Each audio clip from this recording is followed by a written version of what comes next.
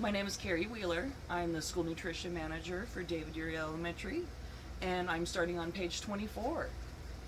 I need to know the truth about plastic, Plastic confesses to Stingray the next morning as they are sunning themselves in square light on the shaggy rug.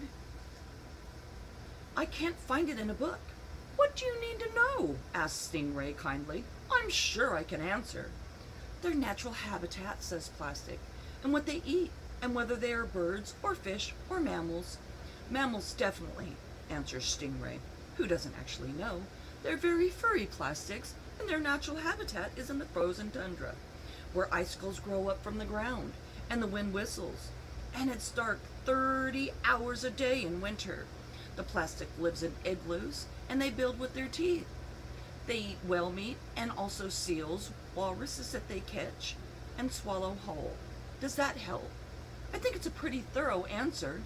Yes, thank you, says Plastic, with a bit of a sniffle. I just wonder, she mentions. I'm not very furry. You probably lost your fur in an accident, says Stingray. It doesn't look bad at all, though, really. Plastic tries to remember a fur losing accident, but it must have slipped her mind. After 7 hours in front of the television, Plastic is as confused as ever. She has watched 4 cooking shows, 2 soap operas, endless commercials, and 1 after-school special. She probably knows that there are plastic cups, forks, and containers, that these things are useful for taking on picnics and freezing leftover stew, and that a delightful tofu marinade can be made with only 6 ingredients. She also knows that plastic toys may contain small plastic parts, the commercial says, not suitable for children under 3, and the plastic garbage bags. She hadn't seen any of those plastics eating a whale meat, or living in igloos, or growing fur. Though maybe fur is hard to see on the small television screen.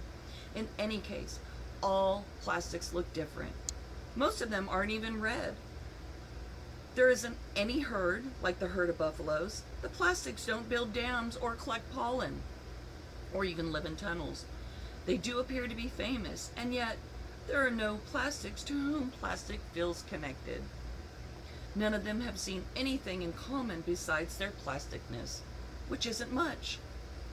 For 4 days and 4 nights, Plastic feels unbouncy. She doesn't play marbles with one-eared sheep. She doesn't make jokes with Rocking Horse in the corner. And she doesn't play I Doubt It with Lumpy or checkers with Stingray. She looks out the window by herself and thinks about plasticness.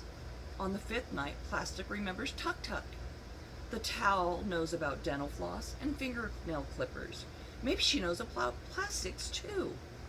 Plastic has only met Tuk Tuk once before, and she feels embarrassed as she creeps down the hall and stops outside the bathroom door.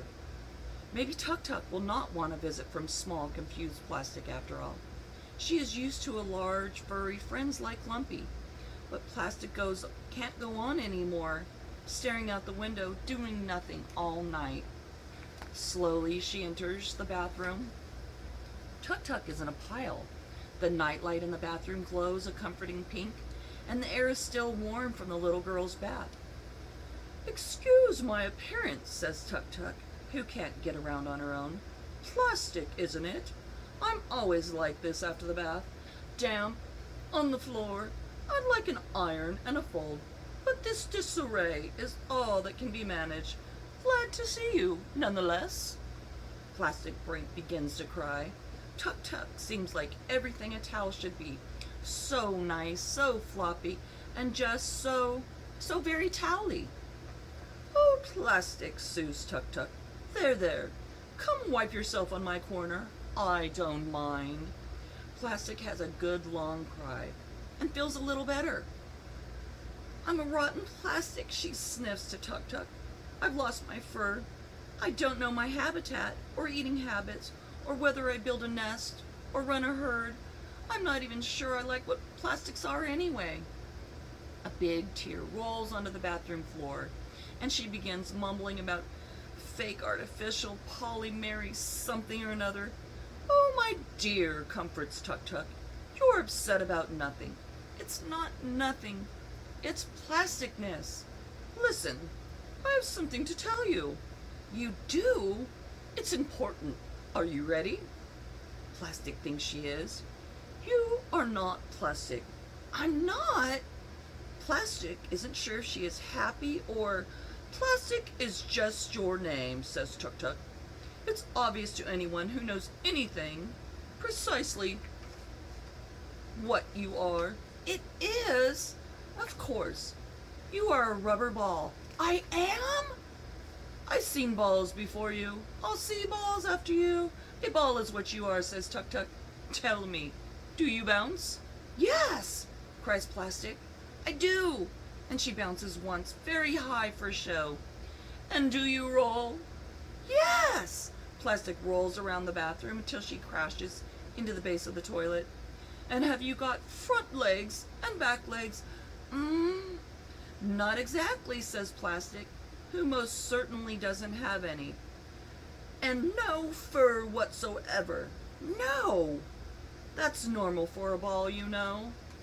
What about I don't have very much nose? You mean you don't have any nose? Yes, says Plastic. That's normal too, explains Tuk Tuk. Plastic feels relieved. I've been around a long time, says Tuk Tuk, and I've never seen a ball with fur or legs or a nose. You're a ball, Plastic, says the towel, wrapping her terry cloth corners around her friend. Don't let anyone tell you different. I'm a ball, cries Plastic. A ball! Ball! Ball! Suddenly she feels bouncy again. Really, really bouncy. She jumps in the tub and rolls around super fast. She bounces herself so high, she hits the ceiling. A ball! Enough now. I need a rest, says Tuk Tuk. All right. Plastic stops bouncing for a second, gives the towel a kiss. Then she goes rolling, bouncing, rolling, bouncing, bounce, bounce, bouncing, down the hall to the bedroom.